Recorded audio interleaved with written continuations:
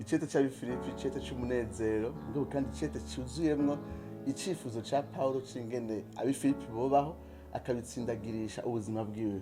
Hano mu gice cya gatatu avuga amajambo akomeye nifuza gusangira namwe mu mwanya mutoya. Ku murongo w'indwi n'umunani avuga ngo ariko ivyahora bimbera inyungu ndavyumvira ko ari ubuhombe ku bwa Kristo.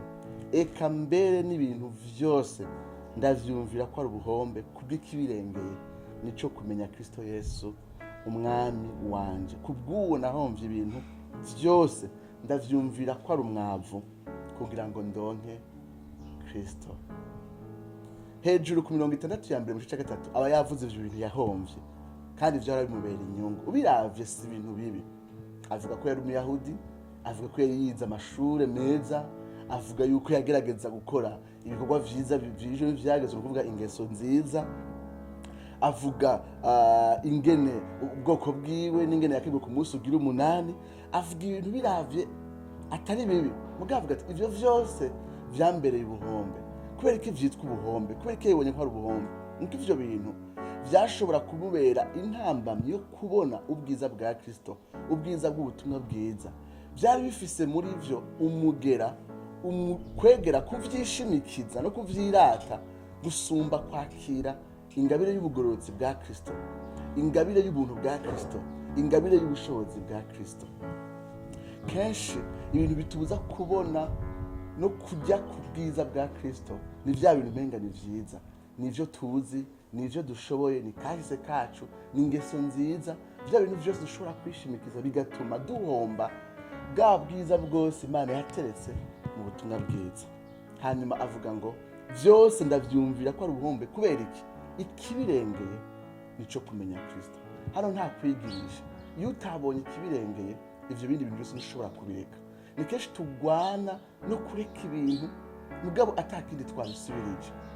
Yahomvye vyose kandi yabibonye ko ari umwavu kuko yabonye ikibirengeye nico kumenya Yesu Kristo. Tuko turagwana intambara yaho twishimikiza Kristo gusa. Tuko turagwana intambara yaho ubushobozi bwiwe gusa ariko budukorera. Tuko turagwana intambara yaho icubahiro ciwe arico kiba umunezero wacu. Ariko iyo ntambara ntidushobora kwinesha igihe tutariko turabona Kristo kandi kumubona ku buryo ubwiza bwiwe ucumenga bwasutse kuri vya bintu vyose vyiza ubwimenga ntaco bitwaye, mugabo twashobora kwishimira, twashobora gusubiriza Kristo bigahinduka ubusa kubera ubwo bwiza bw'ico Kristo ari. Arabandanya ku murongo wa 10 avuga ngo menye n'ubushobozi bwo kuzuka kwiwe no gufatanya nawe imibabaro ushushanywe n'urupfu rwiwe. Hano turabona ambition ya Paul yaramaze ku experiment ubushobozi bwa Mpemu. Turamuzi mu byakozwe n'umwe, yarabonye ibitangaza n'ibimenyetso mu buzima bwiwe, yaramenye ubushobozi bwa Mpemu mu buzima bwiwe. Ariko kwandikira abikorino aravuga ko bose basumbya kuvuga mu ndimi. Yarazi ingabire za Mpemu, yarazi kuzura Mpemu yera, ariko ntivyabujije ko ambition yiwe ya mbere ari menye n'ubushobozi bwo kuzuka kwiwe, ushushanye n'urupfu rwiwe, mfatanye n'imibabaro yiwe. N'abantu bake cyane twotangura kwandika indoto zacu twozivuga muri aya majambo, gufatanya n'imibabaro ya Kristo. Ibi vyerekana ibiserura ya ntambara ariko aragwana mu cita cyose c'abifilipi, intambara y'ubutumwa bwiza. Nimba vyotuma abantu benshi bamenya Kristo, yumva ambition yiwe ari gufatanya n'imibabaro ya Kristo, ishobora gutuma abantu benshi bamenya ya mibabaro y'urupfu rwa Kristo, rwa rupfu rukiza. Hanyuma avuga ngo yibagira vyose biri nyuma agashingira ku biri imbere. Ivyo vyose avuga ko yibagira harimo n'ibintu vyiza, harimo n'ivyo yakoreshejwe muri kahise. Ni kenshi inyota yacu yo kumenya ubushobozi bwa Mpemu yera no kumukorera mu buryo budasanzwe muri radical bisubizwa inyuma n'ama experience yacu muri kahise. Tugihagarara ko tukiyumvira, tukivuga mu ntara, ariko ugasanga ambition mwitwarire ko kurondera kunywana na Kristo mu mibabaro yiwe no mu bushobozi bwiwe, ugasanga iyo nyota yaragabanutse. Mugabo tuguma tuvuga ivyakahise, ariko Paulo avuga ati nibagira ibiri nyuma naho vyo bari vyiza nkashingira ku biri imbere. Turacabandanya mu bigo turi muri Filipi cyangwa tukuva ku murongo w'indwi gushaka ku murongo wa 12. Umurongo wa 12 avuga yuko ataratunganywa gose, mugabo afise umwitwarire ko kubandanya agwanya urugamba rwo gutungana kugira ngo afate kimwe catumye nawe afatwa na Kristo. Mwibuke hejuru yari yavuze ingene yahevye vyose, yari yavuze ingene vyose vyamubereye ubuhombe, womenga ari yatunganye.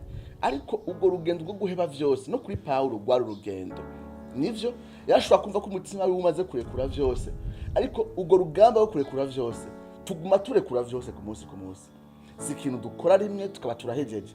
Pawulo yari yahevye vyose mu 7:8, ariko yarakibandanya arondera gutungana. Uwo gutungana n'ubwo rugendo rwo kubandanya tubona ko vyose ari ubusa, tukaryohererwa icubahiro n'ubwiza bw'ico Kristo ari.